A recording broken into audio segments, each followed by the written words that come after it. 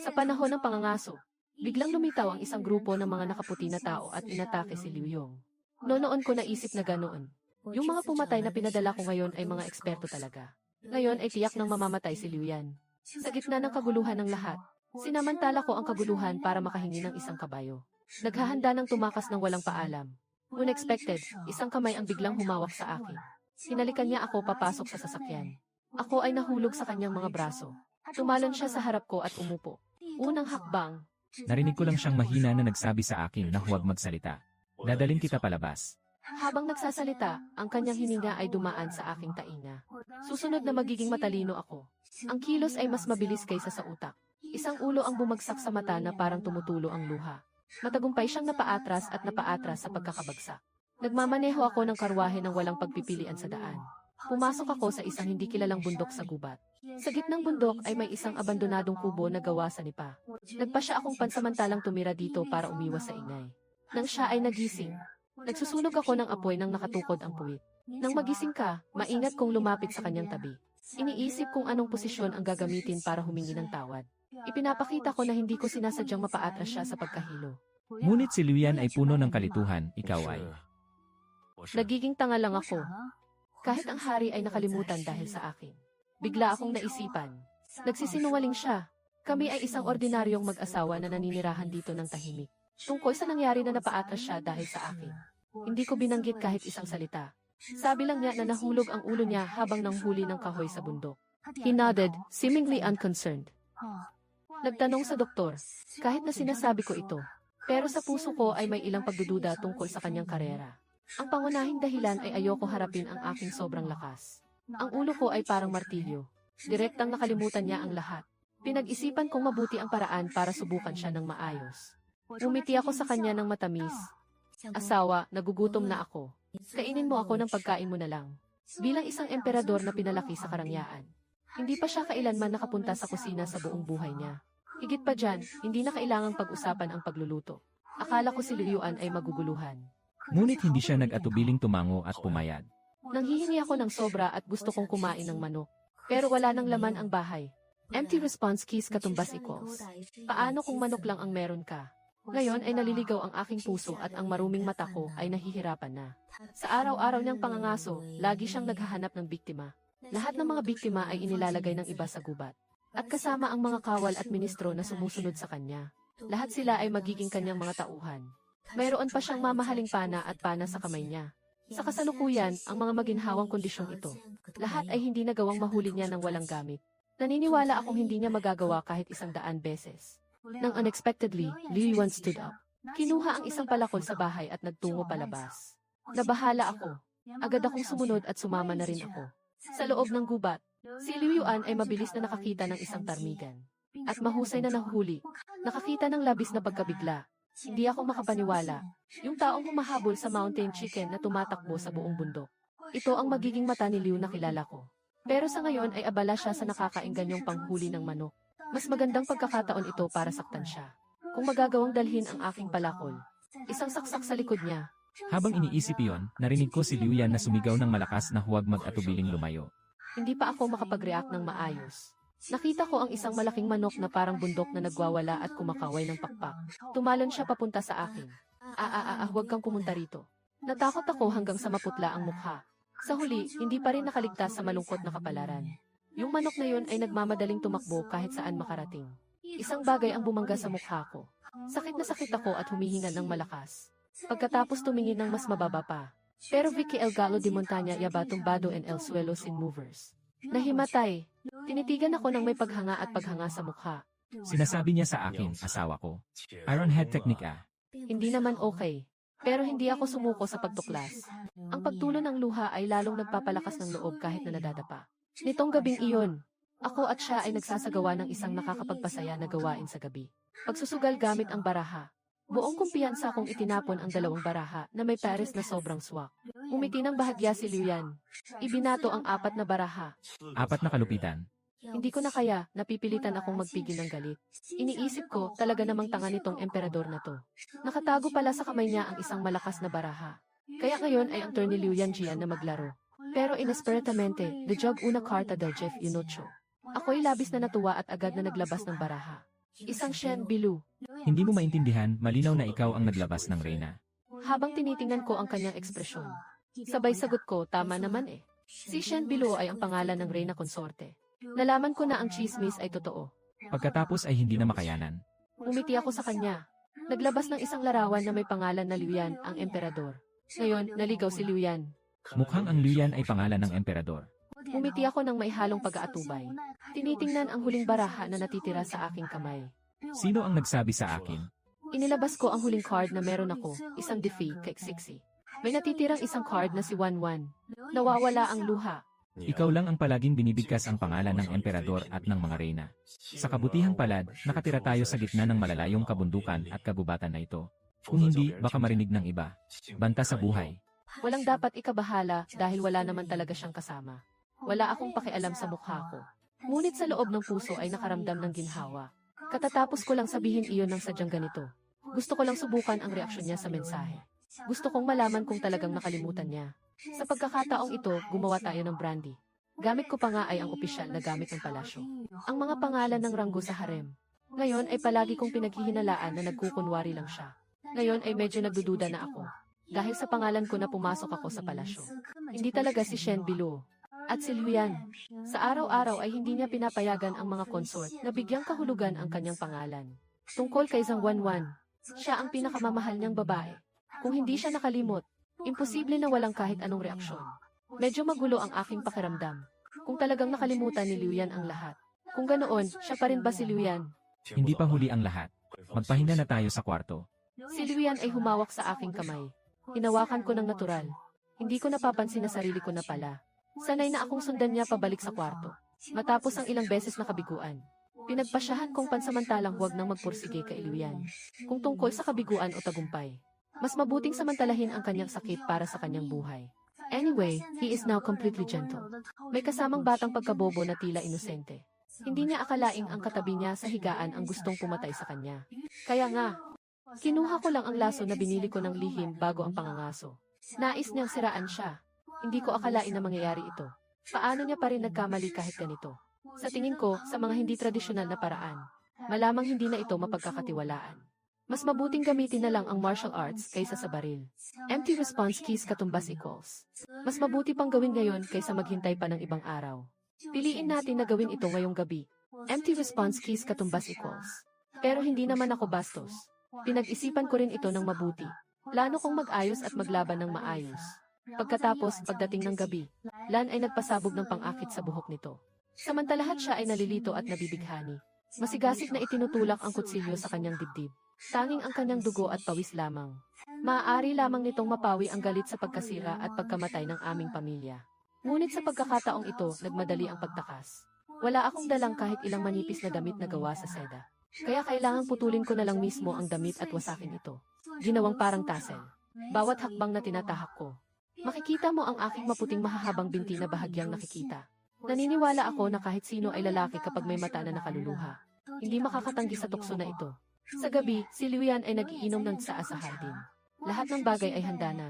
Itinatago ko ang kutsilyo sa likod ng aking bewang. Umikot-ikot ang bewang at naglakad papunta sa kanya. Ako'y marahang tumawag na asawa. Tumingin si Liu ng taas at tumingin sa akin. Biglang nagpakita ng kalungkutan sa kanyang mga mata. Naramdaman ko agad na may mali. Narinig ko si Liu na tapat na nagtatanong sa aking asawa. Ubus na tayo sa puntong ganito. Nasira na ang mga damit mo ganito na. Ako, sa tingin ko, hindi talaga karapat dapat mabuhay ang lalaking ito hanggang sa matapos ang gabi. Inabot ko ang aking kamay sa likod ng aking baywang upang hawakan ang aking ilong. Ngunit ang pagbabago ay nangyari sa isang iglap. May mga itim na damo sa tabi. Biglang lumitaw ang isang taong nakasuot ng itim. Yung lalaking nakaitim ay may hawak na isang pirasong mahabang espada. Inatake niya agad ang nakatitig na mata. Si Zhuangzi ay namangha at nanghina ang mukha sa takot. Habang sumisigaw ng malakas. Habang kinuha ang mga palayok ng alak sa kahoy na upuan. Suntukin ng diretso ang mukha ng taong nakasuot ng itim. Ang taong nakasuot ng itim ay bumaga sa pag-iri ng sakit. Kaya naisip kong samantalahin ang pagkakataong ito. Agad na hinatak si Liu Yan at tumakbo. Pero nang makita ng mga nakasuot ng itim ang aking layunin, his sword-tip suddenly changed direction. Bigla siyang direktang lumapit sa akin. Naisip ko kung dapat bang magpanggap na mahina. Mas mainam pa rin na ipaglaban ang sarili kapag panahon na. Niyakap ang luha ng hindi namamalayan kailan. Kinuha ang palakol na nakasabit sa tabi na ginagamit sa paghukay ng kahoy. Biglang lumipat, nakatakda sa harap ko. Hinawakan niya ang kamay upang salagin ito. Ang espada ng taong nakasuot ng itim ay dumaan sa kanyang braso. Gumupit sa kanyang braso ang isang hiwa. Nagsisimula nang dumaloy ang dugo palabas. Mag-alis ka pa sa malayo, asawa. Parang hindi niya nararamdaman ang sakit. Isang kamay ang nagtaboy sa akin. Sumugod ako sa espada ng taong nakasuot ng itim. Nakikita ko siyang patuloy na nababalutan ng dugo. Nakatitig lang sa lugar. Bigla ang nawala ang lahat ng iniisip ko at naging walang laman ang aking isipan. Hindi makapag-isip. Gumanap ng malinaw at maayos. Ngunit sa loob lamang ng ilang sandali, pinutol ko ang lalamunan ng taong nakasuot ng itim. Nakikita ko ang itim na damit na tao na bumagsak ng malakas. Ang sarap talaga ng pakiramdam. Tumingin ulit sa mga komento. He stayed in place. Tiningnan ko ang sarili kong kamay. Nabigla ako at hindi na ako nag-alala sa bangkay. Agad siyang yayakap pabalik sa kwarto at isinara ang pinto. Binuhos ko ang isang baso ng tubig para mapakalma siya. Tanungin mo siya, asawa ko. Paano ka natutong maglaban? Hindi ko maiwasang mag-isip. Ang galing ng Dog Emperor sa larangan ng martial arts. Noong araw na iyon, nagawang pa akong mapaatras sa pagkabingi. Hindi ko alam kung sasabihin ko ba siya o hindi. Sige na, sabihin mo na. Liu Yuan tumango ng hindi. Mukhang maganda ito. Hindi ko rin alam. Ang katawan mismo ang kumilos. Naisip ko si Chen Yin. Naiintindihan ko na ito ay tinatawag na memorya ng kalamnan. Kahit na nawala ang alaala ni Liu Yan. Ngunit may mga instinct na nakaukit pa rin sa katawan. Pero talaga bang nawala ang alaala? Bakit kailangang patayin tayo ng babaeng yon? Nagtatanong ng medyo kabado ang mga nag-iiwan ng mensahe sa akin. Marahil ay isang simpleng pagkakamali lang. Makikita na kami ay may sariling bahay at bakod. Nagsimula lang ng isang biglaang pag-aalsa at nanloob para mang-hold up. Basta akong nagpasakay ng kaunti. Pagkatapos ay pinatulog ko siya ng mahinahon. Pagkatapos ng hating gabi, maingat akong bumangon para tingnan ang bangkay sa labas ng bahay. Kailangan kong tiyakin ang isang bagay. Pumunta ako sa bakuran. Hinawakan ko ang damit ng mamamatay tao at binuksan ito. Tiningnan niya ang lugar kung saan nag-ugnay ang liig niya sa likod. Doon, makintab ang balat. Walang anuman. Nakapaginhawa ako. Hindi ito ang taong ipinadala ng kapatid ko. Sa totoo lang, ang pagpaslang noong araw sa pangangaso. Ito ay isang paghihiganti na pinlano namin ng aking kapatid. Noong panahong iyon, pumasok ako sa sasakyan para makalayo habang nagkakagulo. Akala ko ay nasa labas siya, pero nandoon pala si Liu Yan sa loob ng sasakyan. Kailangan ko munang saktan siya para mapahinto. Ayon sa kasunduan, dapat sana akong magmaneho ng karwahe papunta sa isa pang liblib na baryo. Nagkita muli kami ng kuya ko. Pero nang makita ko ang nakatitig na mukha sa loob ng karwahe, biglang nagbago ang isip. Dumating ako dito. Dito ang aking tagong tahanan na inihanda para sa aking sarili. Hindi alam kahit ng kapatid ko. Hindi pala galing sa aking kuya ang nagpapadala. Kaya sino ang nagpadala nitong mambabatas na ito? Anak, anong ginagawa mo? Biglang narinig ang boses ni Liu Yan mula sa likod. Hindi ko alam kung bakit. Dali kong nanapaatas ang aking katawan ng isang malamig na panginginig. Ang ibig kong sabihin ay hindi nagbabago ang ekspresyon ng bangkay kahit na anong mangyari. Ako ay nagsusuri ng bangkay. Napatay ko na, malakas ang aking pagtango. Nasabi ko na ba iyon? Bago ako ikasal sa'yo, isa akong mandirigma. Nakakita si Guzuo ng bangkay. Sino ang makakatagal dito? Kailangan talaga nating tiyakin ng maayos. Nakangiti siyang nakatingin sa akin. Sa dilim, malinaw mo bang nakikita? Akala ko isang ganap na bihasang mandirigma. Kahit sa ilalim ng liwanag ng buwan, ay ako pa ring mag-imbestiga ng bangkay gamit ang sariling kamay. Siguro nasabi ko ng diretso at matigas ang salita ko. Naniniwala si Liu Yan. Sige, ikaw na ang mag-examine. Sasamahan kita sandali. Ito ay hindi katulad ng inaasahan ko. Ang pagiging elegant ni Liu Yan sa panahong ito ay kitang-kita. Ayon sa ugali niya bilang isang scholar. Sa ngayon, dapat niya akong hikayatin na matulog na. Mas mainam na pag-usapan na lang bukas. Sa malabong liwanag ng buwan ngayong gabi, paano ka naman makakagawa ng tula na walang kwenta? Dali kong alam ay napasubsob ako. Sa sandaling ginawa ang galaw, nang maluha siya agad akong tinulungan. Asawa ko ay hindi maginhawa. Nalugod ang puso ko. Biglang nahulog na parang walang buto sa kanyang mga braso. Nang makita ko na masama ang kanyang mukha, nakaramdam ako ng sakit ng ulo. Agad siyang yumuko at niyayakap ako nang nakahiga sa kanyang mga braso. Malakas na hakbang siyang pumasok sa loob ng bahay. Ang liwanag ng buwan ay bumabalot sa kanyang katawan. May bahagyang malambing na liwanag. Hinahawakan niya ang labi niya ng mahigpit. Sa kabila ng pagiging seryoso, may halong pag-aalala. Isang kamay ang mahigpit na niyayakap ako ng matatag. Inaamin ko na ang sandaling ito, mabilis ang tibok ng puso ko. Araw ng ika-4 ng umaga. Naupo ako sa lupa at ipinagpatuloy ang pagsusuri ng bangkay. Hindi ko ito niloloko, mag-iwan ka ng mensahe. Minsan akong nagbihis babae para lang mabuhay. Nagsagawa ako ng isang-isa 0 araw na pagsasanay sa sayaw. Kagabi, naalis ko ng husto ang impormasyon tungkol sa mamamatay tao na iyon. Sobrang seryoso ako sa pagsusuri. Hindi napansin na nakangiti na nakasimangot sa tabi ang nag-iwan ng mensahe. Ang taong ito ay may nakamamatay na buhay. Yun ang tinaga mo sa liig kagabi. Ngunit marami siyang luma at malalim na sugat sa katawan. Siguro ay isang profesional na mamamatay tao. O kaya naman ay isang taong pinalalayas lang ang buhay para sa iba. May nakatagong nakamamatay na lason sa pagitan ng kanyang mga ngipin. Sa palagay ko, kung mahuli siya ng buhay ng tao, empty response keys katumbas equals. Walang anumang halatang sugat o marka sa kanyang katawan. Nang mabanggit ito, tumigil ang aking tingin sa kanyang kamay. Sa totoo lang, nakatutok ito sa kanyang tikasan. Iningat ko ng mabuti. Tiyakin ang kanyang lugar sa sulok ng kanyang bibig. May isang tatoo na kahawig ng dahon ng kawayan. Ito ay isang tatoo na lamang ng paunang pangako ng emperador. Naramdaman ko ang isang bigat sa puso ko. Sa tingin ko, hindi ganun ang kasimple ang bagay na ito. Anak, anong nangyari? Si Liuyan ay lumapit sa aking tabi. Agad kong naisipang takpan ang kamay ng mamamatay tao. Pero huli na rin. Yung sa kanya. Ang mabalat na peklat sa kamay niya ay talagang kakaiba. Ako rin ang unang beses na nakita ko ito. Agad akong sumang-ayon. Ngunit sa loob ay nagkaroon ng matinding takot at kaba. Ang pag-aaliw ang huling natitirang sandata ng hari. Kung pati ang kanyang huling sandigan ay tinalikuran siya. May pag-asa pa ba siya? Akala ko dito talaga ligtas. Pero ahora periski esto ya ha sido expuesto. Tinitingnan ko ang mga inosenteng mensahe sa kanyang mga mata. Naaalala ko na naman kung paano niya ako inalagaan noong nakaraang gabi kahit na siya mismo ay nasa panganib. Isang segundong pag-iisip lang ang inubos ko bago magpasya. Asawa, magtungo na tayo sa ibaba ng bundok. Sa pag-alis, si Liuya ay nagdala pa rin ng mga piraso ng baraha at alak na nakakalat sa lupa. May konting pagsisisi pa rin, hinaplos ang card ng concubine na mahalaga. Lahat ay napuno ng dugo. Maghintay hanggang sa maging maayos na ang lahat. Gagawa na naman ako ng isa pang kopya. Kung ganito naman, bakit hindi na lang ulit gawin? Bakit pa kailangan pang itago ito? Tirahin na lang ako, kinuha ko ang baraha mula sa kanya. Pagkatapos ay itinapon ito sa damuhan sa tabi ng daan. Liu ay nakating sa card na inihagis ko. Hindi ko alam kung bakit. Sa wakas ay nakita ko ang sakit sa kanyang mga mata. Ngayon ba ay sobrang kuripot na si Liu sa akin. Ayaw pa ring mapagkawang-gawa kahit isang pirasong kahoy na tabla. Sa daan patungo sa kasalanan, ang aking panukala ay magtagal. Ang mahabang daan ay hindi kasing saya ng paglalaro ng isang nakaka-excite. Si Liu Yuan ay naiinis na. Anong nakakakilig? Umiti ako sa kanya. Tara, maglaro tayo ng totoo o pasya. Pwede tayong magtanong sa isa't isa. Pero dapat magsabi lang ng totoo. Huwag magsabi ng kasinungalingan. Si Ian walang salitang tinanggihan agad-agad. Tahimik kong kinuha mula sa maliit na bulsa sa baywang ko. Kinuha ang isang maliit na botelya. Pagkatapos buksan ang takip ng botelya. Ang laman ng boteng ito ay isang tunay na buto ng katotohanan. Kahit na tinatawag na buto ng katotohanan, hindi ito ang lumilikha ng katotohanan na insekto. Basta isang kagat mula sa ganitong uri ng insekto. Basta't magsinungaling ka, magbabago ito. Pero basta isang kagat mula sa lumang insekto na ito, ang tao ay mabilis na mamamatay. Kaya hindi pa ito ang tamang pagkakataon. Ayaw ko ring sayangin ito.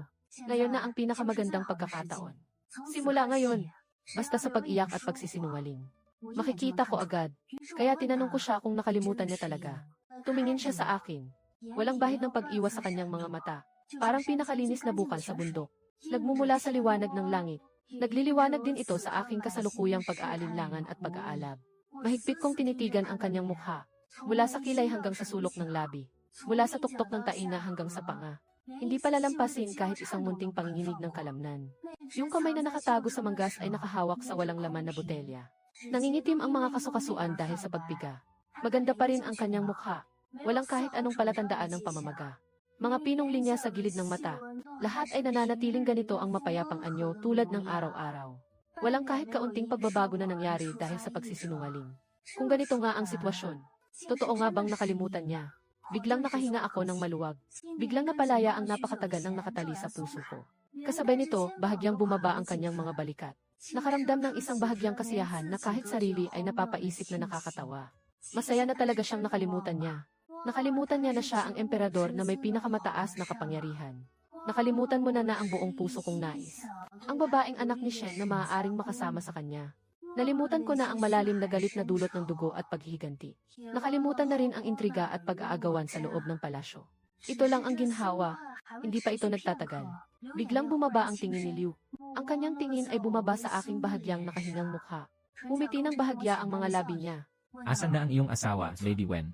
Ano ang plano mong gawin kagabi? His voice remains gentle. Parang hangin sa gabi na dumaan sa mga sanga ng bundok. Ngunit ang salitang ito ay parang isang kidlat na biglang bumagsak. Biglang bumalot sa aking puso ng hindi inaasahan. Biglang akong nanlambot sa takot. Napatigil ako sandali. Mabilis ang takbo ng isipan. Maraming dahilan ang nagsusumamong sa isipan ko. Sa huli, pinili ko ang pinakawalang kwentang paraan. Ito rin ang pinakaangkop sa pagiging isang ordinaryong magsasaka sa sandaling ito. Yu Xiao daw ay gustong ipakita sa iyo kung gaano ako kaganda. Gusto lang kitang pasayahin. Nang sabihin ang salita, pakiramdam ko ang pisngi ko. Naririnig ang isang pamilyar na pakiramdam ng namamagang mga langgam. Yung pakiramdam, parang may walang katapusang maliliit na insekto na umiikot sa ilalim ng balat. Pataas mula sa baba hanggang sa itaas. Kahit ang tainga niya ay nagsimula ng uminit din. At ang kanyang tingin ay puno ng pag-iisa. Biglang nagbago mula sa mahinahon hanggang sa nagulat. Ang mga iris ay bahagyang lumaki. Nakatingin ng diretso sa mukha ko. Sa tono ay puno ng pag-aalala ang kanyang tinig. Naramdaman ko ang kabog sa dibdib ko nang makita ang mukha mo. Nagkakagulo sa paghugas at paghahanda, inabot ang dalang gamit. Ang maliit na salamin na nakatago sa loob ng damit. Ang salamin ay medyo malabo na. Ngunit malinaw pa rin itong naipapakita ang aking kasalukuyang anyo. Isang mukha na namamaga na parang panaderyang pandesal. Nakisara ang mga mata ko sa isang guhit. Ang mga labi ay masigit pa kaysa dati. Matapos uminom ng inumin na iyon, nagmamalaki pa rin siya ng sobra-sobra. Kasama ng mga pisngi na parang bumabagsak na rin. Para kang buntis talaga. Asawa, parang nakita ko lang kanina. May isang maliit na insekto na dumapo sa'yo. Sa oras na nagsasalita ka, Luming ay humihingi ng kamay para haplosin ang mukha ko, pero natatakot na masaktan ako. Hinawakan ang daliri sa kalawakan. Nababahala ang mga mata, ano ang nangyayari? Baka may lason ang insekto na yun. Halos mawalan ako ng malay sa sobrang gulat. Isang higop lang ang nakabara sa lalamunan ko. Nakagat pala ako ng insekto na yun. Ako naman ang nagbukas ng takip ng bote at itinuro sa kanya. Bakit sa kabila nito, ikaw pa ang nahuli? Bakit ang swerte nitong lalaking ito ay ganito kaswerte? Palagi akong nakakaligtas sa kapahamakan. Lagi akong nagbabayad ng sariling kapalaran. Kinikiliti ko ang daliri ko na nakahawak sa kamay ni Chongqing. Gusto ko sanang durugin ang sirang salamin na ito sa lupa. Kahit kailan ay kailangang magpanggap na kalmado pa rin. Nangangapa na paliwanag na hindi. Walang problema, baka yun lang ang mga lamok sa bundok. Kapag kinagat, namamaga. Mawawala rin naman ito pagkatapos ng ilang sandali. Dati rin akong palaging nilalapitan ng ganito. Nang matapos ang salita, nadagdagan pa ang pamamaga sa pisngi ko. Kahit ang pagsasalita ay nararamdaman na parang sumasakit ang panga. Ninungnungan ko ang sarili ko sa isipan dahil sa kabubuhan ng salita ko. Kahit na nahihirapan pa rin siyang magtiis. May mata pero naniwala pa rin. Agad akong inakay na umupo sa tabi ng batong asul sa gilid ng daan. Hinawakan ang kamay ko para palamigin ako. Muling nagbaba ng ulo at nagsusuklay sa paligid ng mga damo. Nangungusap pa rin sa bibig niya. Naaalala ko na sa bundok ay may uri ng damo na peppermint. Durugin at ipahid para maalis ang pamamaga. Susubukan kong hanapin. Tinitingnan siyang nakayuko. Ang nakikitang likod habang maingat na naghahanap sa damuhan. Ang sikat ng araw ay dumaan sa pagitan ng mga dahon at bumaba sa tuktok ng kanyang ulo. Nababalutan ng banayad na gintong liwanag. His arm. Nakatali pa rin ang bandang nabali sa kagabi na tinusok ng mamamatay tao. Sa sandaling ito dahil sa pagyuko, muling nanliliit ang bahaging gilid ng bandage ng kaunti pang dugo. Hindi siya nagpapansin kahit kaunti. Iniisip lang na hanapan ako ng damo para mawala ang pamamaga. Tinitigan ko ang nakasisilaw na pula. Pakiramdam ko ay parang may nakabarang sa loob na hindi maipaliwanag. Pakiramdam ko ay parang gumaan ng kaunti ang kirot sa pisngi ko. Hindi nagtagal. Hinawakan niya ang ilang piraso ng damo na may halong hamo. Bumalik na siya. Maingat na pinisil-pisil ang damo habang nakaluhod sa harap ko. Pinipiga ang makapal na berde na mga sanga. Maingat na ipinatong sa aking pisngi. Ang lamig ng peppermint ay agad na nagtanggal ng pagkahilo. Naramdaman kong komportable akong sumilip. Nakikita niya na ang aking mga mata ay relaxed at masaya. Nakapaginhawa ako ng hinga. Sabi niya, buti na lang nahanap ko pa rin. Kung hindi, makikita kong namamaga ka at masakit din ang loob ko. Ang kanyang mga daliri ay mailamig ng peppermint. Dumaan sa aking pisngi. Ang kanyang galaw ay napakagaan at banayad. Dali kong alam ay inusog ko ang ulo ko pakanan. Ngunit sumadsad sa kanyang malambing na mga mata. Sa loob ng Inner Mongolia, nakatago ang buong pagmamalasakit. Walang kahit kaunting peke. Naramdaman ko ang kabog sa dibdib ko. Agad na inalis ang tingin at tumingin sa malayong daan sa bundok.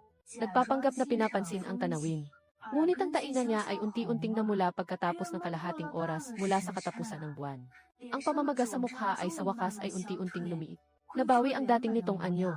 May bahagyang maputlang pasa pa rin. Hinaplos ko ang pisngi ko.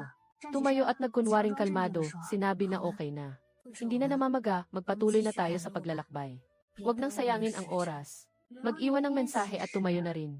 Maingat na pinunasan ang alikabok sa aking paa. Umiti at tumango ng matigas. Lahat ay susunod sa'yo. Patuloy pa rin niyang hinahawakan ang aking kamay.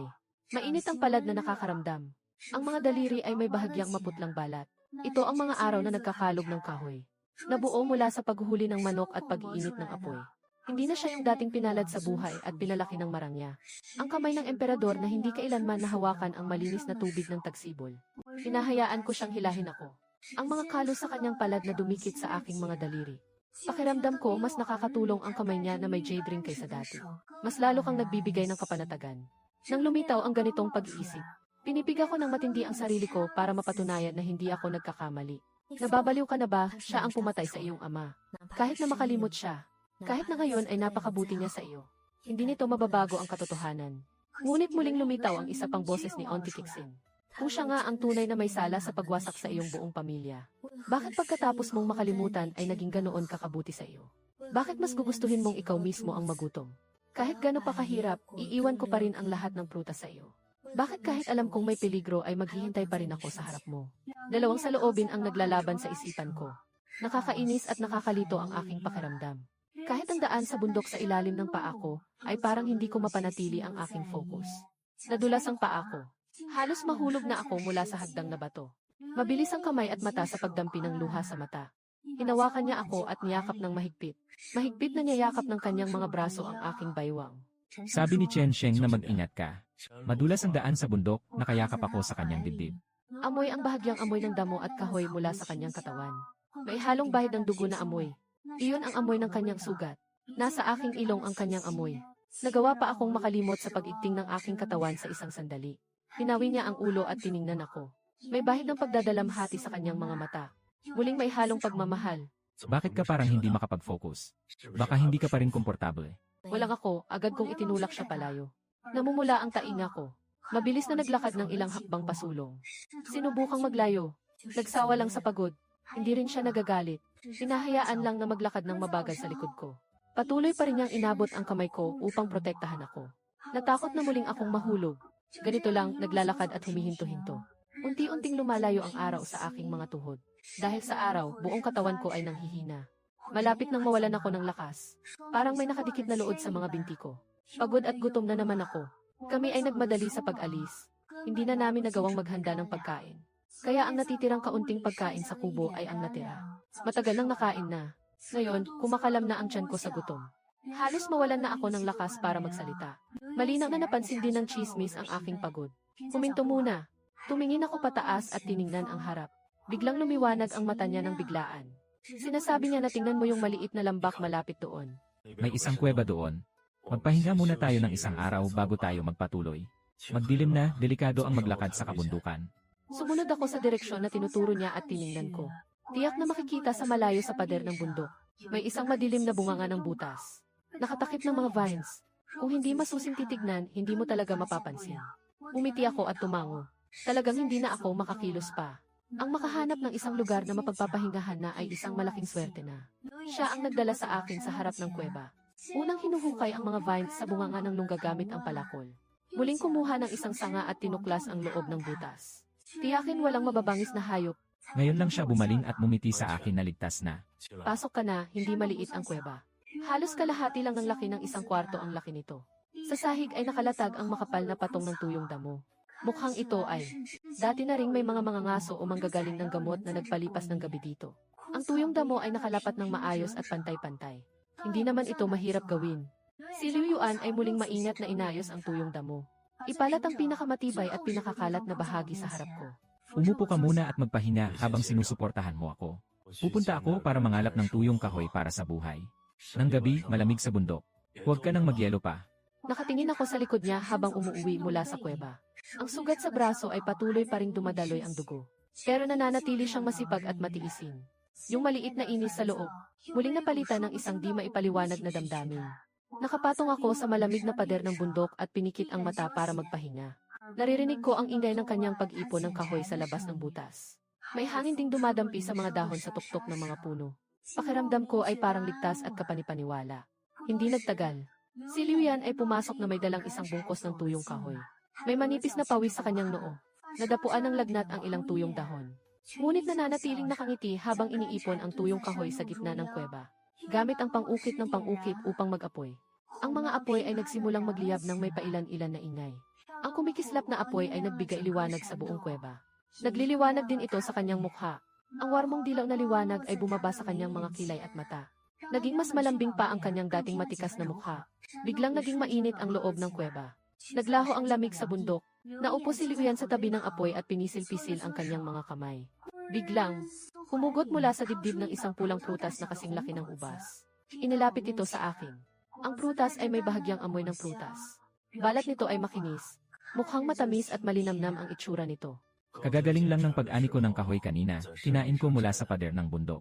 Walang masyadong makain sa bundok. Kainin na lang ang tamis para mapawi ang gutom. Nakatingin ako sa 10 prutas na nasa palad niya. Buo at makatas ang bawat isa. Napakaliwanag ng pula. Ngunit biglang kumabog ang puso ko. Nakita kong ni Liu Yan ay walang iniwan para sa sarili niya. Nang hindi sinasadyang tanungin at ikaw naman. Hindi ka kakain. Ngunit si Liu Yan ay umiti ng mahinahon sa akin.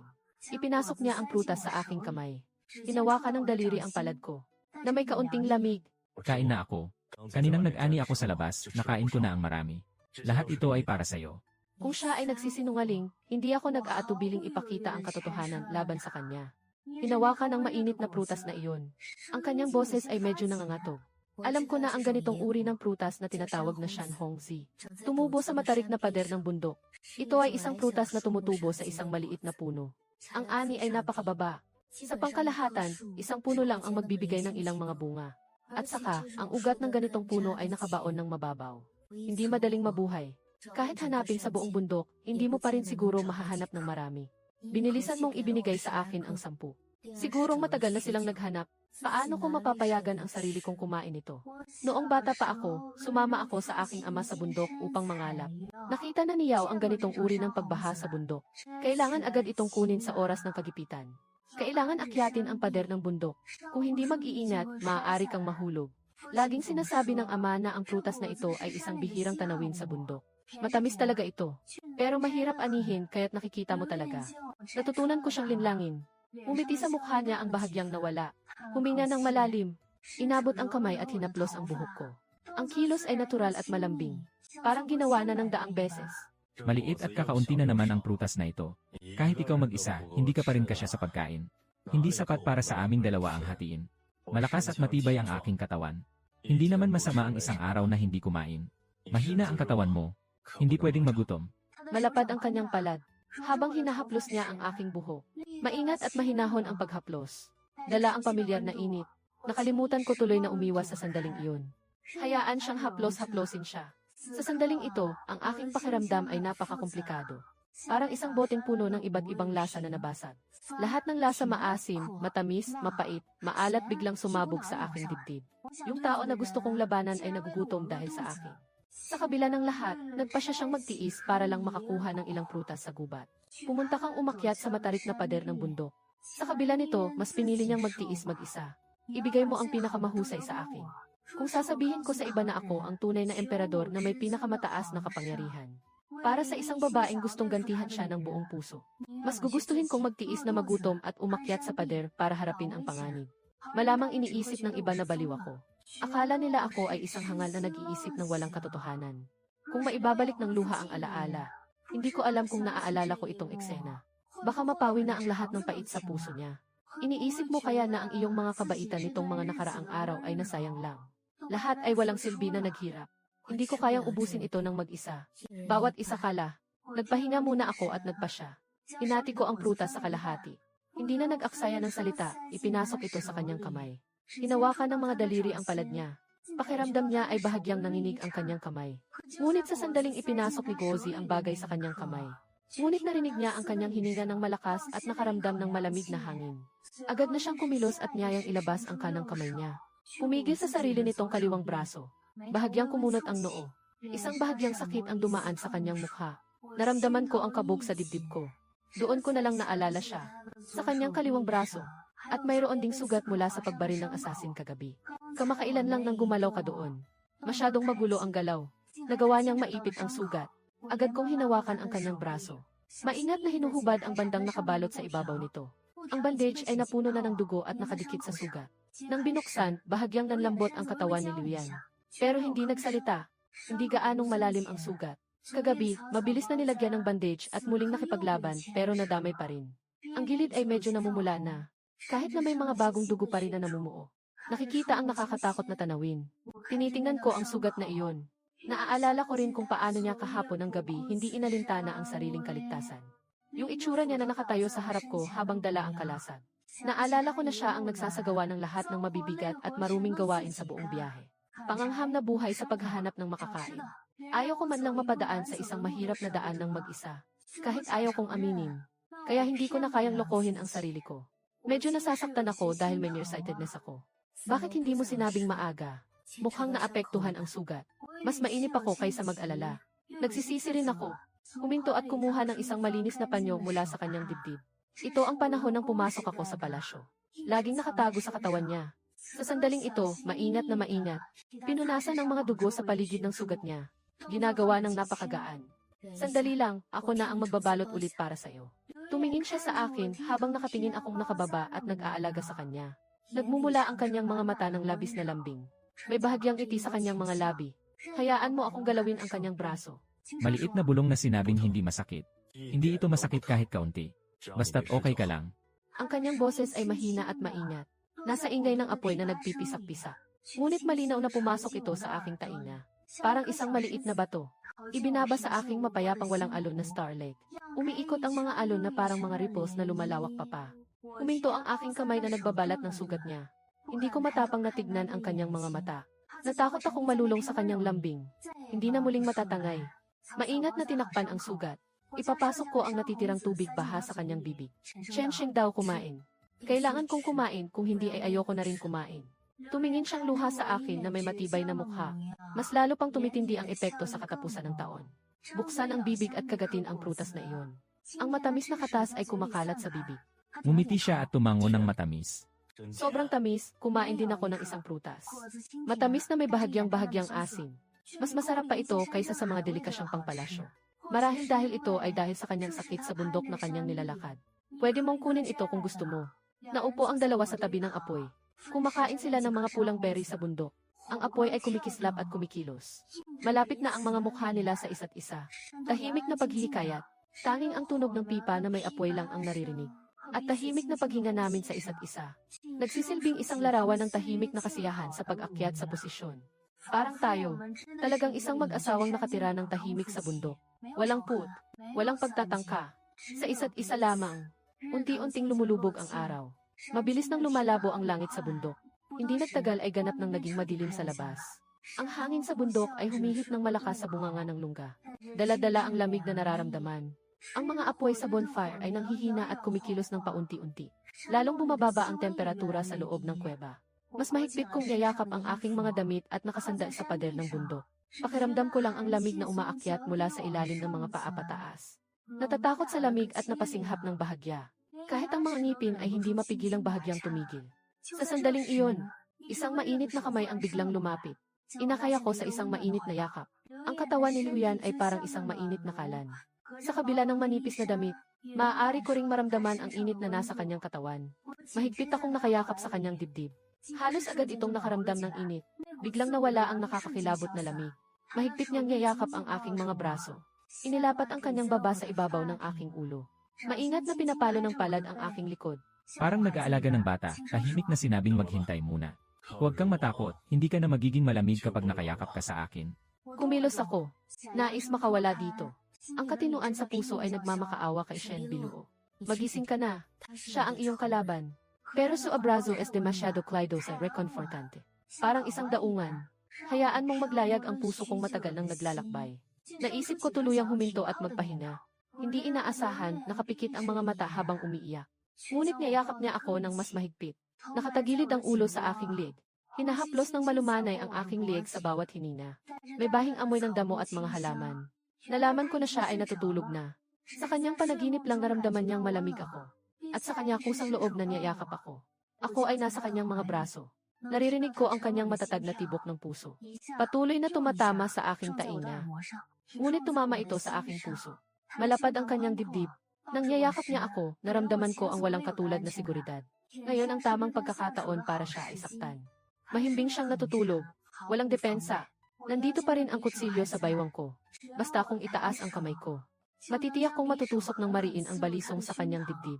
Makakamit ko ang hustisya para sa buong angka ng Shen. Matutupad na sana ang matagal ko ng pangarap. Ngunit nakikita ko ang kanyang mukha na medyo maputla dahil sa pagmamartsa. Nakikita ko ang bahagyang pagod sa kanyang mga mata. Tinitingnan ko ang sugat sa kanyang braso na patuloy na dumudugo. Pero ang kamay na kukunin ay mas mataas pa sa kamay niya. Pero tumigil siya sa kalagitnaan ng daan. Hindi pa rin niya maangat kahit kailan. Nasusuklam ako sa kanya, nasusuklam ako na siya ang hari. Hinihiling ko na siya ay maupo sa trono at sakupin ang buong mundo. Galit siya na pinatay ang buong angka ng Shen. Ngunit ang pagkakasama namin itong mga araw ay parang isang tinik. Malalim na nakatanim sa aking puso. Hindi ko na kayang lunukin o tanggalin ito. Ang kanyang lambing pagkatapos mawala ng pag-asa. Ang kanyang pag-aalaga. Ang kanyang proteksyon. Ang kanyang pagmamahal at pag-aalaga. Dahan-dahan, unti-unti, nagkakawatak-watak ang galit sa puso ko. Pumikit ako. Sa puso, paulit-ulit kong sinisigaw ang sarili kong walang kwenta. Sa huli, nagpasya na rin akong sumuko na lang. Kahit anong malaking bagay, hintayin mong makagising ako bago natin pag-usapan. Ngayon, pansamantala munang bitawan ang galit. Magiging kanyang asawa muna ako. Nakapahinga ako ng katawan. Nakayakap sa kanyang dibdib. Nararamdaman ang kanyang init ng katawan. Nakikinig sa kanyang matatag na tibok ng puso. Mabilis siyang nakatulog ng mahimbing. Sa panaginip, naririnig pa rin ang malamig na hangin sa bundok. At ang kanyang maamong ngiti. Kaya hindi ko rin nalaman. Pagkatapos kong matulog, biglang bumukas ang mata ni Liuya ng biglaan. Ang madilim na mga mata ni Rumo ay nagliliwanag sa mahina na liwanag ng apoy. Ang gilas ay kamangha-mangha. Walang kahit kaunting antok. Tahimik siyang tumingin sa akin ng matagal. Tumingin mula sa aking buhok hanggang sa aking mga mata. Ang aking mga kilay at mata hanggang sa aking mga labi. Na may bahagyang komplikadong damdamin. Isang pahiwatig ng pagmamahal. May isang uri ng sakit na hindi maipaliwanag o mahulaan. Maingat niyang hinaplos ang aking pisngi gamit ang kanyang mga daliri. Gumagalaw ng banayad na parang humahaplos sa isang basag na hiyas. Ang lambing sa kanyang mga mata halos mapuno na. Nasa panaginip, parang narinig ko ang isang buntong hininga mula sa kanya. Ang usok ng dahon ng laurel ay naglalaho sa init ng apoy. Pagkatapos ay naramdaman ko ang isang malambing na haplos. Dumampi ng marahan sa aking mga labi. Parang isang paru-paro na dumidila sa bulaklak na panandalian lamang. Ngunit may dalang mainit na temperatura. Nananatili sa aking mga labi. Nananatili rin sa aking puso. Hinawakan niya ako ng mahina at mahigpit. Hilingin niya na yakapin ko siya ng mahigpit sa kanyang mga braso. Nilingon niya ang ulo ko at mahina niyang sinabi ang isang bagay sa ibabaw ng aking buhok. Masyadong mahina ang boses. Nailawan ng hangin ang malakas na sigaw. Ako'y mahimbing matulog. Wala akong narinig kahit isang beses. Pagkatapos ng 4 na araw na paggising, dilim na ang liwanag ng umaga. Isang banayad na liwanag ng araw ang pumasok sa bunganga ng lagusan. Ang apoy at lason ay naging abo na. Tanging isang maliit na bakas na lang ng init ang natitira. At ako ay nakayakap pa rin sa kanyang mga luha. Kahit na anong mangyari, mahigpit pa rin niyang yayakap ako. Ang kanyang baba ay nakapatong sa tuktok ng aking ulo. Mahimbing na mahimbing, nakalaylay ang mahahabang pilikmata. Nagbibigay ng bahagyang anino sa ilalim ng eyelid. Mukhang may bahagyang kabataan pa rin. Kumilos ako ng bahagya. Nais kong dahan-dahang buksan ang mata. Ngunit hindi inaasahan, siya pala ay nagising na. Nakatingin sa akin ng nakayuko. May bahagyang ginhawa sa kanyang mga mata na parang bagong gising. Ngunit agad namang umiti. Ang lambing sa mata ay parang bukal ng tagsibol na natunaw. Nang magising ako, bigla akong nakaramdam ng hindi maipaliwanag na pagkalito. Parang may ginawang masama. Even the earlobes feel hot. Kahit ang paghinga ko ay medyo nagkagulo. Agad kong itinulak siya palayo. Biglang tumayo. Nagpapanggap na walang nangyayari. Nagpupunas ng alikabok sa sarili niyang katawan. Hindi masyadong makatingin sa kanyang mga mata. Nakatingin lang sa abo sa lupa. Sabi ng tao sa paningin. Kapag nagising na, agad na magpatuloy sa paglalakad. Magpursige na makaalis sa lalong madaling panahon papunta sa Zuzen. Hindi palaging manatili sa bundok ang solusyon. Tinitingnan ko ang mga mensahe. Hinayaan din siyang unti-unting tumayo. Nagpahinga muna. Nananatili pa rin ang ngiti sa labi niya.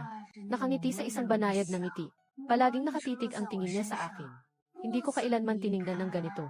Nakakaramdam ako ng hindi komportableng pakiramdam sa buong katawan ko. Handa na akong tanungin siya kung anong ikinatawa niya talaga.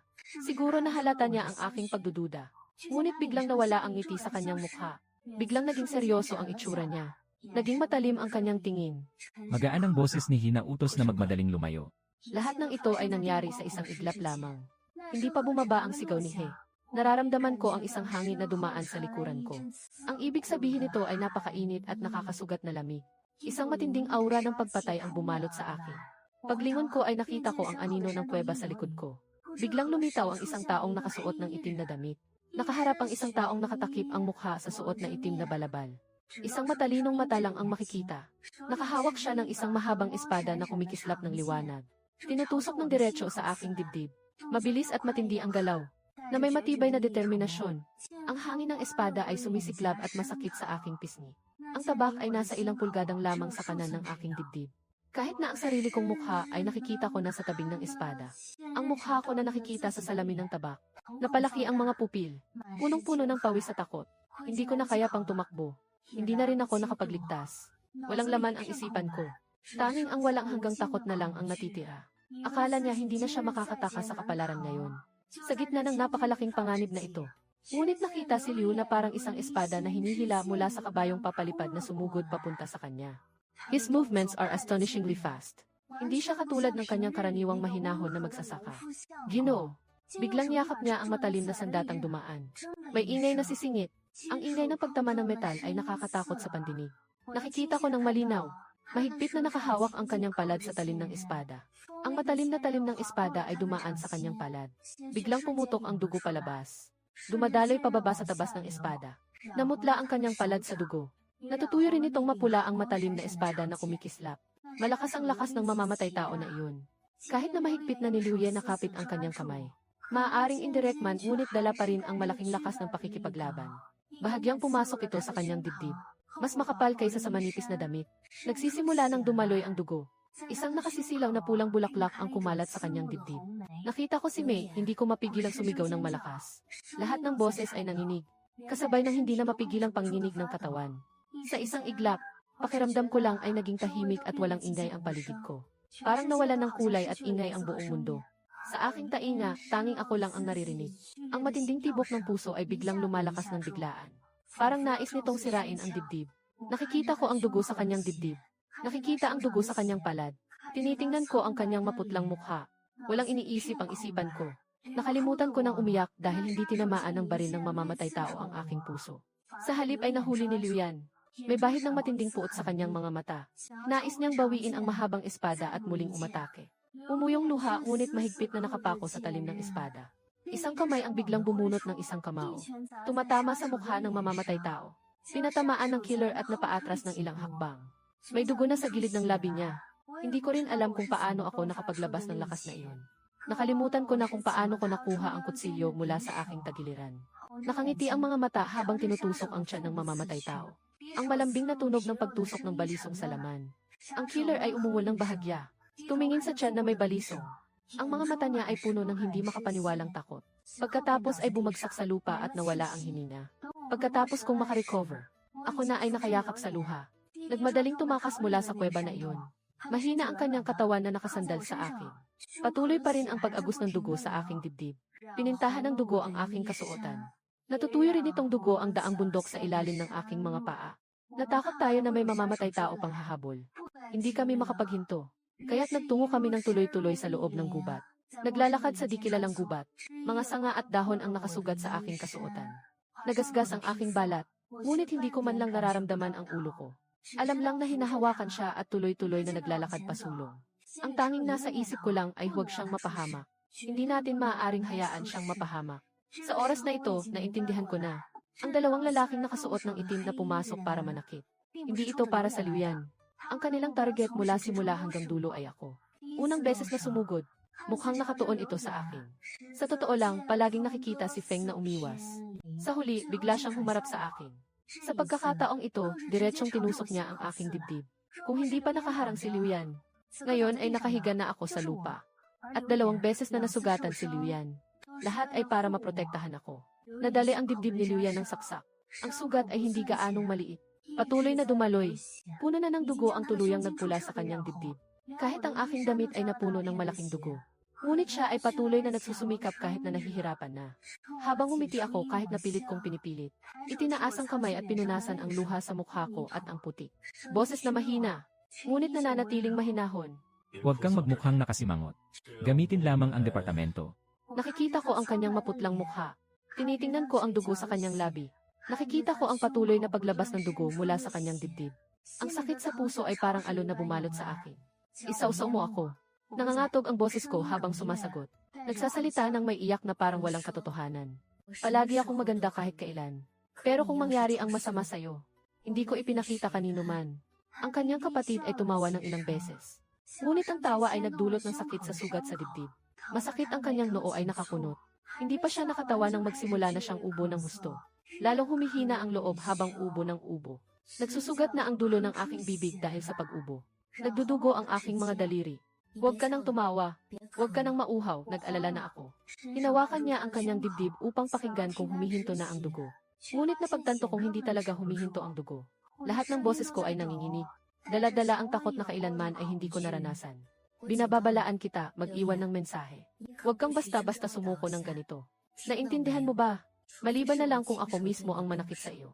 Kung hindi, huwag kang magkakaroon ng problema.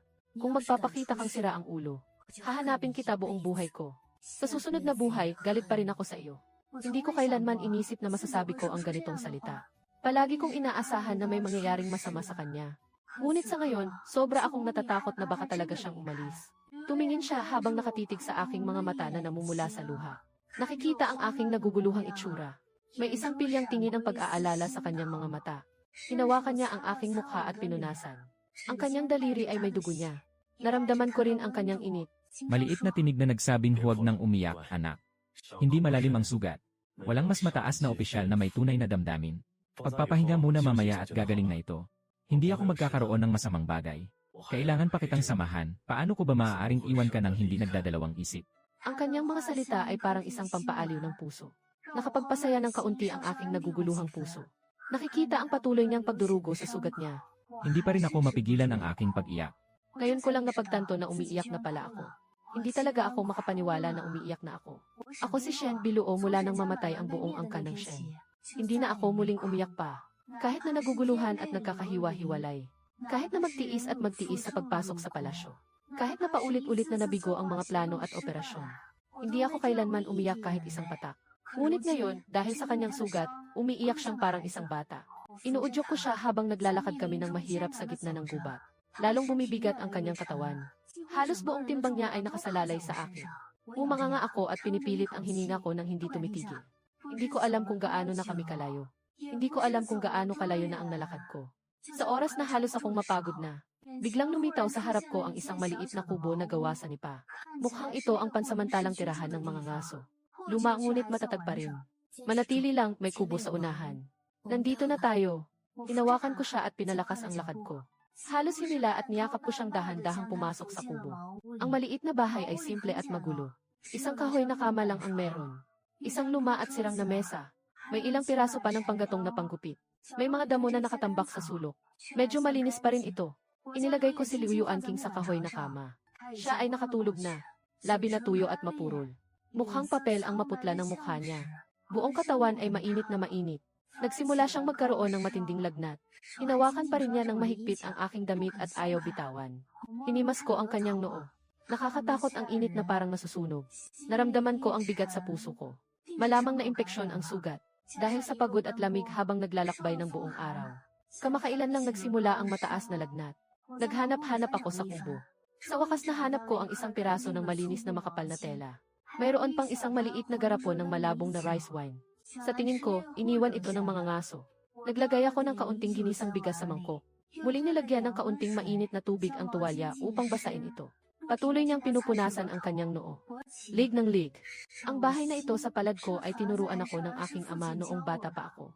Sinasabing ang pagpunas ng katawan ng alak ay makakatulong magpababa ng temperatura. Pinakamabisang paraan laban sa lamig at lagnat ang tamang pag-aalaga. Ang mataas na lagnat na mailuha ay sanhi ng sugat.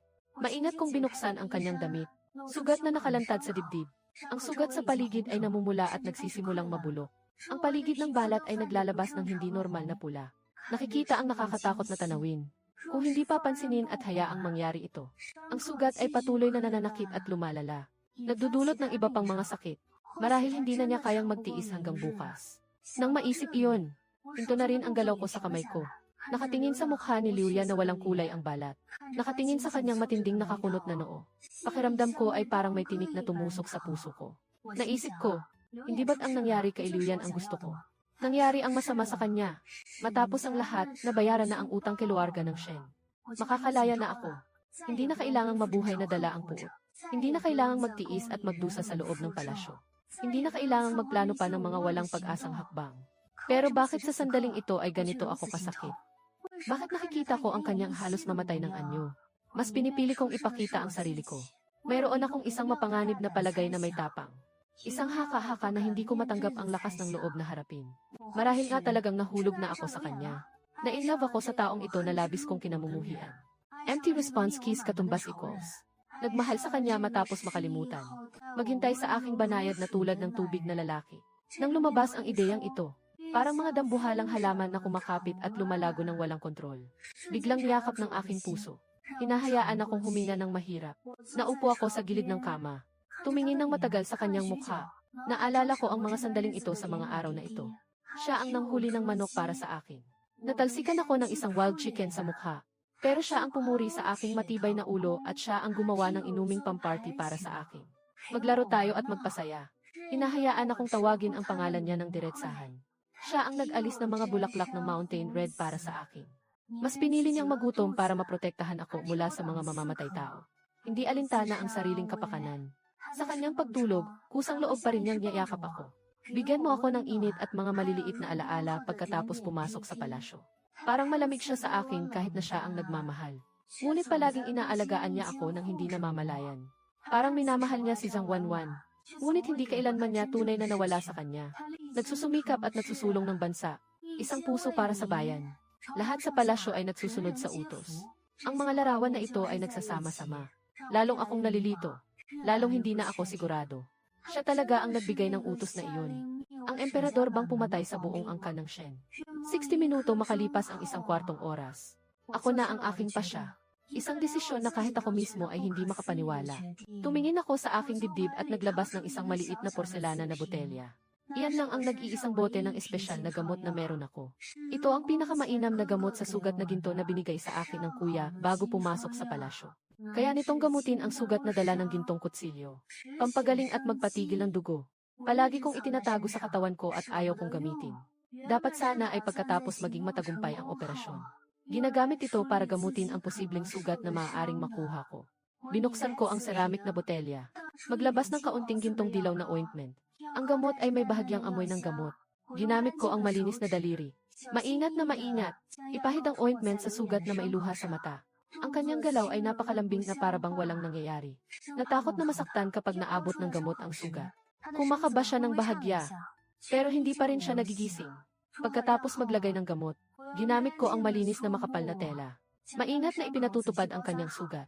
Patuloy niyang pinunasan ang kanyang katawan gamit ang alak, pababa ng temperatura at pagpapababa ng lagnat. Sa susunod na 2 araw, inaalagaan ko ng buong puso yapesan, hindi siya iniwan kahit isang hakbang. Sa araw, gumagamit ako ng panggatong na kutsilyo para magputo ng kahoy at kumuha ng tubig sa maliit na sapa malapit. Maghanap ng mga nakakain na prutas at gulay sa gubat at gawing lugaw. Dahan-dahang binibigay ko siya ng inumin. Nang gabi, nakabantay ako sa tabi ng kama. Tuwing kalahating oras, papunasan mo ang kanyang katawan. Sinusukat ang temperatura ng katawan niya. Kung mas malala ang kanyang lagnat, ipahid ang malamig na tubig sa kanyang noo. Halos hindi ako nakatulog ng maayos. Punong-puno ng dugo ang kanyang mga mata. Sobrang pagod na rin ang katawan. Basta makita lang na bumaba ng kaunti ang kanyang temperatura ng katawan. Nakita kong bahagyang gumanda ang kulay ng kanyang mukha. Sa tingin ko, lahat ng ito ay sulit. Marahil ay naging epektibo ang aking pag-aalaga. Marahil ay maganda na talaga ang pangkalahatang kalusugan niya. Pagkatapos ng 2 araw, sa wakas, bumaba na ang lagnat niya. Hindi na mainit ang noo. Unti-unting nagkaroon na rin ng bahagyang kulay ang kanyang mukha. Ang sugat sa dibdib ay nagsimulang gumaling na rin nakikita ng mata. Pamamaga ay unti-unting nawawala. Nagsimula nang magkulay tinik ang mga sugat na namamaga. Hindi na dumudugo. He still sleeps deeply. Hininga ay matatag. Mahaba ang mga pilik mata na nakalaylay. Mukhang tahimik at walang pagsisisi. Nakatingin pa rin ako sa nakatulog na si Message. Inayos niya ang damong nakalagay sa katawan niya. Tumayo at umalis sa kubo. Pumunta sa pintuan. Tinitingnan ang mga kabundukan sa labas. Huminga ng malalim. Alam ko na hindi na ako pwedeng manatili sa tabi niya. Na-in-love na ako. Kung magpapatuloy pa rin ako, lalong malulunod sa kasalanan. Hindi na ako makaalis sa ganitong kalagayan. Sa huli, makakalimutan niya na ang kanyang tunay na hangarin. Nakalimutan na ang matinding paghihiganti laban sa pamilya Shen. At saka, gumaling na ang kanyang sugat. Kung manatili ka dito, mas maraming mamamatay tao ang darating. Ang mga mamamatay tao ay nakatutok sa akin. Hindi ko na siya pwedeng madamay pa. Kinuha ko mula sa dibdib ko ang isang maliit na sibat na pang-ugnayan. Iyan ay gawa sa purong ginto na dala ni Liu Yan. Nakatatoo dito ang simbolo ng kaharian. No araw na pinatulog ko siya ng palihim. Pero nakuha ko ito ng lihim. Laging nakatago sa katawan niya. Dapat sana ay ginagamit para utusan siya. Akala ko hindi na magagamit sa oras na ito pero nagamit pa rin. Ang sigaw na ito ay para lamang sa paggamit ng hari. Pagkatapos magpadala, hanapin ang ginhawa sa mga paalala at ang pag-usad ay magiging mabilis. Nahanap namin dito sa pamamagitan ng signal. Makakapagdala sila sa kanya ng ligtas pabalik. Ibalik sa palasyo. Ibalik ang kanyang nararapat na pwesto. At ako rin ay dapat nang umalis. Iniwan siya at iniwan ang lahat na ito. Maghanap ng isang lugar na walang nakakakilala upang manirahan ng tahimik. Marahil hindi na kami muling magkikita sa buong buhay na ito. Inangat ko ang kamay ko at pinaputok ng malakas ang pangarap sa langit. Nais kong makita ang isang taong may matalim na sigaw na naghahati sa langit. Nawala sa ulap matapos gawin ang lahat ng ito. Matagal na akong nakatayo sa pintuan. Parang walang laman ang loob ko. Walang laman. Sobrang sakit. Bago umalis, hindi ko mapigil ang humarap muli. Bumalik sa kubo. Gusto ko sanang magpaalam sa kanya. Kahit na hindi niya marinig, kahit na ang paalam na ito ay alam lamang ng isa kong sarili. Lumakad ako papunta sa tabi ng kama. Tinitingnan ang kanyang mukha habang mahimbing na natutulog. Maingat na nagsabi ng mensahe. Umalis na ako, salamat sa alaga mo sa panahong ito. Salamat sa pagprotekta sa akin 2 beses. Babayaran ko ang utang ko sa iyo sa buhay na ito. Ibabalik ko sa susunod na buhay ko. Ang Put ni Shen family. Sa tingin ko, malamang hindi ko na ito mababayaran. Maging mabuti kang mabuhay. Maging isang mabuting emperador. Inaalagaan ang mga mamamayan ng buong mundo. Kahit ganito, hindi pa rin sayang ang pagpapalaya ko sa iyo. Kakakasabi ko lang ng ilang salita. Nakita niya ang kanyang mga mata, ngunit biglang binuksan ang mga ito. Yung mga mata na dati ay relax na relax. Sa sandaling ito, ang gulat ni Jingli ay kamangha-mangha. Walang kahit kaunting pagkalito na dulot ng bagong gising. Tanging isang malalim na kalaliman. Ang malalim na hukay na walang hanggang ay biglang sumaklot sa akin. Hinawakan niya ng mahigpit ang aking pulso. Ang lakas ng paghihigpit ay nakababahala. Masakit ang higpit niya sa aking pulso. Hindi ako makaalis sa kawalan ng magawa. Nakikita ko ang kanyang mga mata na maliwanag at matatag. Ang lalim at lamig sa kanyang mga mata. Sa mga panahong ito, siya ay ibang-iba sa kanyang mahinahon na pagkatao. Natatakot ako ng sobra. Nagpapanik na puso. Hinigpitan pa ang paghinga ko. Ikaw, gising ka na. Tinitigan niya ako. Ang kanyang ekspresyon ay ganap na naiba sa taong nakilala ko nitong mga nakaraang araw.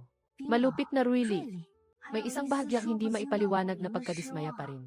Maliit na ngiti ang umusbong sa kanyang mga labi. Ang mga salitang binigkas ay parang yelong pako na tumusok sa aking puso. Bakit hindi ka gumawa ng hakbang? Napatigil ako, parang nawalan ako ng malay. Hindi ko maintindihan ang sinasabi niya ng buo. Anong ginagawa mong hakbang? Anong ginagawa mong hakbang? Biglang siyang tumayo. Hindi alintana ang sugat sa dibdib na hindi pa gumagaling. Isang haplos ang nagdulot ng malalim na damdamin sa aking puso. Maliit na ang pagitan ng kanilang mga labi. Nararamdaman ko ang init na nagmumula sa kanya. Maaari ko ring maramdaman ang matalim na aura na nagmumula sa kanya. Ang kanyang hininga ay para sa tunay na hari na si Juhu. Nang pumasok ako sa palasyo, nakita ko na ang kanyang maliit na labi ng maraming beses sa kanya. Nakatingin siya ng mahigpit sa akin. Taon-taon na nagtatanong ng buong puso habang ako ay nakahiga sa pagkakahilo. Ito ang pinakamagandang pagkakataon na ikaw ang gumawa. Bakit hindi mo ako pinatay? Nandyan din noong nasa kuweba tayo dati. Nasa stall ng kabayo. Maraming pagkakataon ka na. Pwede mong saktan ako. Pero non ka lohisist, porku. Nabigla ako parang tinamaan ng kidlat. Parang tumigil ang dugo sa buong katawan ko. Hinawakan niya ang aking pulso. Sobrang sakit, pero hindi ko nararamdaman ito. Pakiramdam ko ay sobrang lamig mula ulo hanggang paa. Alam mo na pala na gusto kong saktan ka. Nalaman ko na lahat ng ito ay peke. Ang kanyang pagkadismaya, ang kanyang lambing, kanyang pag-aalaga, ang kanyang pagmamahal at pag-aalaga. Lahat yun ay peke lang. Matagal nang alam niya na balak kong saktan siya. Matagal nang alam na ako ay isang kasambahay ni Shen. Matagal nang alam ang layunin ko sa pagpasok sa palasyo. Kahit na noon pa man ay alam na nila ang lahat ng plano at pakana ko. Naiinis ako ng sobra. Ginamit ang buong lakas para mapalayas ang kanyang kamay. Ngunit ang kanyang kamay ay nakapirming parang bakal na nakapako sa akin. Hindi ko talaga makalayo. Niyakap ko ang kanyang mata na puno ng luha at sumigaw sa kanya. Alam mo na pala na balak kong saktan ka. Bakit ka pa rin sumama sa akin? Bakit mo pa kailangang magmukhang puwete? Bakit mo pa ako ginagawang tanga? Masaya ba ako? Tumingin sa akin na parang tanga. Habang pinag-iisipan kung paano kasaktan. Habang unti-unting nahulog ang loob ko sa iyo. Masaya ka ba? Habang sinasabi ko, lalong tumataas ang aking emosyon. Hindi mapigilan ang pag-iyak na bumabaha. Ang sakit at galit sa puso ay parang alon na bumubuhos. Ihuhulog ako sa ilalim. Pakiramdam ko parang isang maliit na klon na umaakyat sa entablado. Nadaya niya ako ng paulit-ulit. Ang mga sandaling ito ng lambing at kagandahan. Lahat ito ay isang maingat na planong panlilinlang. At ako ay nagpatangay lang sa pagkakahiwalay na iyon. Kahit na naakit na akong isuko ang galit. Nakangiti habang tinitingnan ang mga mata kong puno ng luha at pag-iyak. Nakikita ang aking emosyonal na anyo. Bahagyang bumaba ang lakas ng pagkakahawak niya sa aking pulso. Ang lamig sa kanyang mga mata ay bahagyang nawala. May bahagyang mas komplikado. Sabi ni Chen Sheng na ang taong gusto mong patayin ay ikaw. Nabigla ako nang sabihin mong si Zhang Wanwan. Tumigil ang iyak ng biglaan. Nakanganga at tinitingnan siya ng walang pagkaunawa. Anong koneksyon niya rito? Si Zhang Wanwan ay anak na babae ni Ministro Zhang. Pagpasok sa palasyo, agad siyang nakamit ang tagumpay.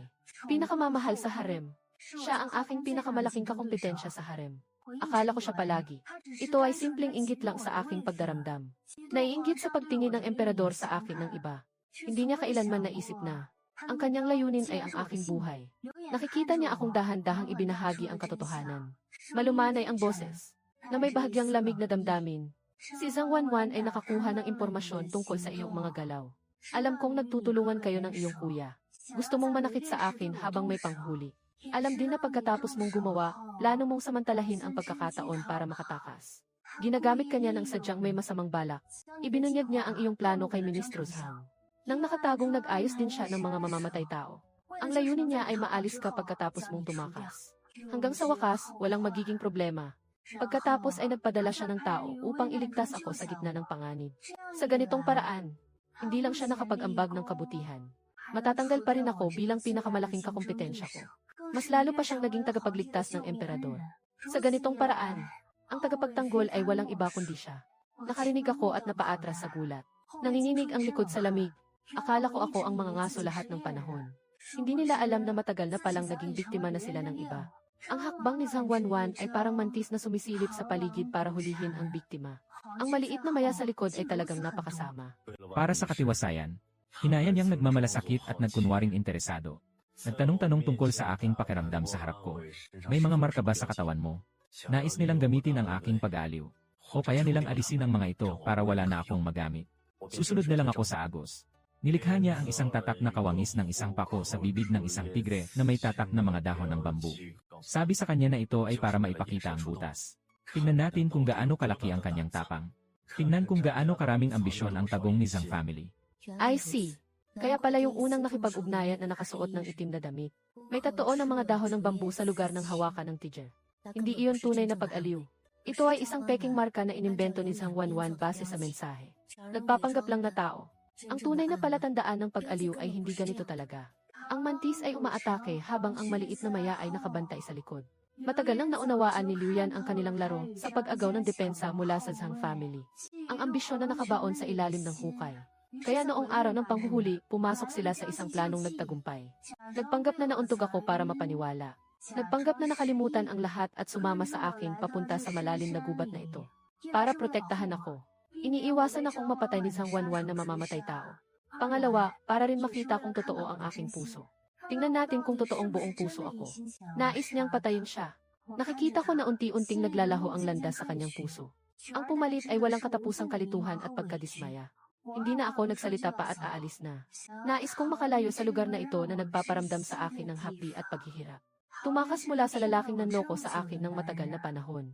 Hinawakan ni Liu Yanjuan ng mahigpit at niyayakap ako. Hinihigpitan niya ako ng mahigpit para hindi ako makalabas. Ang kanyang baba ay nakapatong sa aking ulo. Ang kanyang boses ay may bahid ng hindi mapigilang pagkabahala na hindi niya napapansin. Huwag ka nang umalis. Hindi mo pa rin ako sinasagot kung bakit hindi mo ako pinatay. Niyakap niya ako. Nararamdaman ko na ang sugat sa kanyang dibdib ay patuloy pa ring bahagyang kumikislap. Nararamdaman ko ang kanyang tibok ng puso. Nararamdaman din ang kanyang pag-aalala at pagkalito. Ako'y nagangalit ang ngipin. Ang kanyang boses ay may kasamang hikbi. Nalimutan mo ang iyong alaala. Hindi na siya ang mataas na nakatayo na emperador. Isa lang ang aking asawa. Hindi ko magawang saktan siya. Nasiyahan ka na ba sa dahilan na ito? Ngayon na alam mo na hindi ako nakalimot, bakit hindi ka pa rin kikilos? Alam mo na lahat ng ito ay plano ko. Bakit hindi ka pa rin gagawa ng hakbang? Kamakailan lang habang ako ay nakatulog. May pagkakataon ka na sana. Bakit pa rin ako nagpasya na sumuko? Ang lalaking ito ay talaga namang magaling magsalita. Kahit ganito na, pinipilit pa rin nilang sagutin ako. Pinagsasapak ko siya ng mariin. Ginamit ang lahat ng lakas para mapalaya siya. Hindi ka ba dapat na agad akong palayain? Hindi ba dapat mong pagalingin ang aking kasalanan? Bakit ka nagtatanong tungkol dito? May mata ngunit hindi nakikibahagi. Kahit na ako pa ang mapaso sa akin. Patuloy pa rin niyang niyayakap ako. Mukhang may pagkasobra ang pag-iisip. Hindi mo ako papatayin. Dahil hindi ka rin talaga naniniwala sa sarili mo. Ako ay maglalagay ng mga paratang ng walang basehan. Ang emperador na pawiin ang buong angkan mo. Tama ba na nanahimik na ako? Biglang naubos ang lakas ko buong katawan. Hindi ko na kayang bumangon pa mula sa kanyang yakap. Tama ang sinasabi ni Liu Yan nang makapasok ako sa palasyo at makita si Liu Yan. Tingnan ang kanyang masigasig na pagpupunyagi. Nakatuon ang puso sa paglilingkod sa bayan. Siya ay matalim ang mata sa bawat detalye. Ayusin ang pamahalaan. Nakikita kung paano niya tinitingnan ang mga mamamayan na parang sarili niyang pamilya. Mahigpit sa pagbibigay ng parusa at gantimpala sa mga ministro. Nagsimula nang magduda ang aking puso. Ganito ang isang emperador. Paano naging ang mga walang kwentang paratang na ipinasok ng walang dahilan? Ang brutal na tirano na nagsasakripisyo ng buhay ng tao. Bakit walang dahilan na pumatay sa buong pamilya ni Shen? Samantala, ang paghihiganti ay parang isang bundok na nakabaon sa aking puso. Palagi kong inaasahan na ang mga komento ay magbibigay sa akin ng paliwanag. Ngunit ni minsan ay hindi niya binanggit iyon. Parang palaging nagbubulag-bulagan siya. Parang hindi alam na ako si anak ni Shenjaya. Sinasabi ko na hindi tama ang sinasabi niya kahit na matigas ang ulo ko. Hindi kita papatayin dahil 2 beses mo akong niligtas.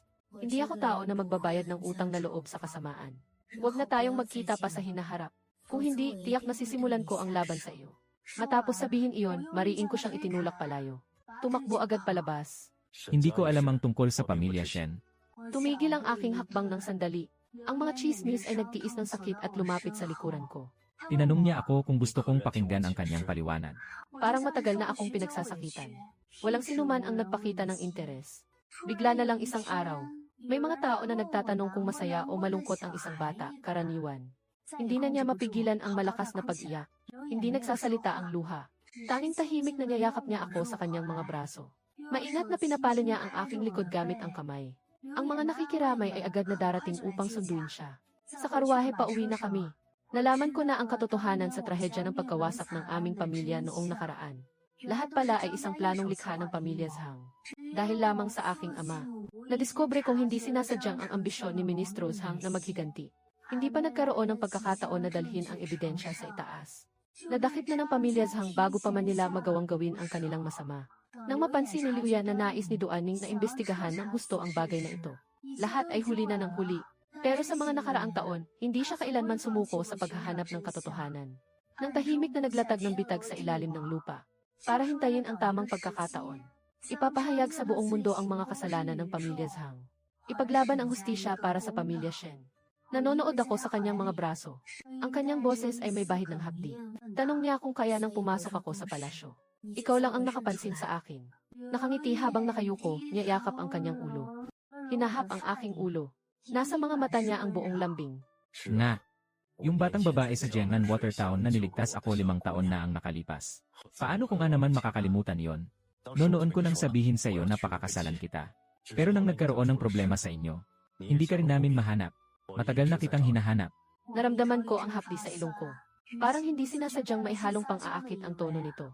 Alam ko na hindi naging maganda ang mga nakaraang taon ko. Hawakan mo ako ng mas mahigpit pa. Hinalikan ng marahan ang likod ko sa palad mo, mag-alala ka lang. Sa hinaharap, hindi mo na kailangang dalhin pa ang mga puot na ito habang buhay. Bibigyan kita ng hustisya para sa pamilya ni Shen. Lahat ng utang ko sa iyo, babalikan ko lahat ng unti-unti. Bigla kong naalala ang isa pang bagay. Umingiti habang nakatitig sa kanya. Kung alam mo na ang lahat. Kaya ba't matagal mo nang nakikita ang kuya ko? Baka naman ngayong pagkakataon ay nagkasabwat kayo ng kuya ko para lokohin ako. Naramdaman ang luha sa kanyang mga mata nang marinig ang sinabi. Ipinasasara ang mga mata. Agad na magpapakita ng mahina at mahina ang itsura. Nakangiti habang nakasandal sa pader ng sasakyan. Ay nako, masakit ang ulo ko, humihikab. Nakakagulat na sinulat pa niya ang mga galaw ko. Ang nakakainis talaga. Matapos ang marangyang seremonya, nagpapahayag ang luha na hindi na siya magiging reyna sa buong mundo sa buhay na ito. Walang reyna sa loob ng 6 na palasyo. Ipinapakita ang tanging pagmamahal sa isang tao. Sa isang iglap, ako na isang karaniwang tao ay naging bahagi ng usap-usapan. Muling nasangkot sa alitan ng paghihiganti ang reyna. Naging paksa ito ng usapan na ikinagagalak ng lahat ng tao sa buong bansa. Lahat ay sinasabi na mapagmahal ang emperador. Ang reyna ay maswerte, tungkol sa kasalanang pagtatangka ng paghihimagsik ng pamilya Zhang. Ang ebidensya ay tiyak at walang duda. Ang emperador ay nag-utos na imbestigahan ng lubusan ang buong pamilya Zhang na kasangkot sa kasalanan. Kapag ang masasama ay nagtaksil, pinapatay sa ulo. Ang iba ay ipapalabas sa mga hangganan. O kaya ay mapasok sa pagkaalipin. Ang pamilya Zhang na dating buong buo sa buong Qing Dynasty. Sa isang gabi lang, nagkawatak-watak na. Si Zhang Wanwan ay hindi na kayang tanggapin ang ganitong malaking pagbabago. Noong araw na pinugutan si Pangulong Zhang, sa loob ng kanyang palasyo, nagpakamatay siya sa pamamagitan ng pagtalon sa lubid. Tapos na ang kanyang buhay na puno ng plano at pag-iisip. Hindi nagtagal. Ang kuya ko ay may dalang malaking kahon. Pinuntahan ako ng paboritong kong mga pastry mula sa Kijuzhai. Pagpasok pa lang ay nakangiti na ang mukha niya na parang naghihingi ng pabor. Pinakamahirap bilhin ang mga delikasi mula sa Kuei-Juzhai. Ang ilang mga klase ng merienda. Nabili ko na lahat para sayo. Gusto pa niyang magstay buong magdamag. Kahit yung mga scalper na yun, wala man lang silang nakuha na kahit isang piraso. Inilalapit niya ang merienda sa harap ko habang nakikisama sa pagpapakita ng paggalang. Magpakita ka sana ng mas malaking pag-unawa bilang isang matanda. Huwag mo nang mainitin ang ulo sa kuya mo. Huminga ako ng malalim at nagpasimulang magpanggap na malamig na pagtawa. Nagsusungit ng may pagkukunwari. Noong panahon na nagkaisa kayo ng emperador para lokohin ako. Bakit ko akalaing magagalit ako? Kaagad na nagpasensya at ipinaliwanag ng aking kuya na hindi niya ginawa. Ang dahilan ay hindi gaano kalaki para magalit pa rin. Natatakot din ang emperador na malaman mo ang katotohanan. Ang labis na pag-aalala ay nakakaapekto sa aking kalooban. Tungkol naman sa akin, ang utos ni John C. ay hindi ko pwedeng hindi sundin. Bukod pa rito, ito ay para sa ikabubuti mo. Grabe, ngayon natutunan na niyang magbintang sa iba. Tumingin ako sa kanya ng may pagtutol. Nagsabi ng hindi masaya, huwag mo nang subukan pa yan sa akin. Nang makita yon, muling ngumiti siya at lumapit ng masaya, sis. Kung hindi ka talaga makatiis, mas mabuting parusahan mo na lang ako. Bahala ka kung paano mo gustong ipatupad. Sige, parusahan kita ng gusto.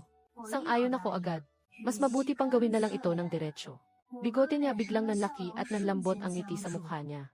Nakatingin sa akin na parang hindi makapaniwala. Pinipigilan ko ang tawa habang nag-aantay na sumagot ang hari na pumayag na sa akin. Ipapakita ko sa iyo ang kahihiyan ng pagiging pinuno sa hangganan. Magpabantay tayo sa ating kaharian ng Chu. Maglilingkod para sa bayan at kalayaan nito. Nang marinig niya iyon, biglang napuno ng luha ang kanyang mga mata. Hindi makapagsalita sa sobrang tuwa. Kahit na limitado ang talento, nakapagsabi pa rin siya ng isang bagay na hindi karapat-dapat sa aking kapatid. Palagi siyang nagnanais na maging isang mandirigma sa larangan ng digmaan. Nais kong maging isang general na nagbabantay sa bayan at bansa. Ito ang posisyon na matagal na niyang pinapangarap. Tinitingnan niya ako. Sinasabi ko ng seryoso, magtiwala ka. Kuya, itiyak na hindi ka bibigin at ang hari. Atin mong pangalagaan ang hangganan. Pangalagaan ang mga mamamayan ng buong mundo. Pinipigilan ko ang aking nararamdamang panghihinayang. Umiti siya at tumango sa kanya. Umingiti siyang nagsabi, kaya maghihintay ako na maging isang nakakatakot at makapangyarihang general ka. Bumalik ng may karangalan at makapangyarihan upang makita ako. Ang hangal kong kuya. Mula pagkabata, minahal at inalagaan mo ako. Matapos ang trahedya sa pamilya Shen, muling nagsumikap ng husto sa gitna ng panganib upang protektahan at iligtas ako. Para sa akin, nagpasalamat ako sa iyong paghihiganti. Matagal nang pinipigil ang sarili.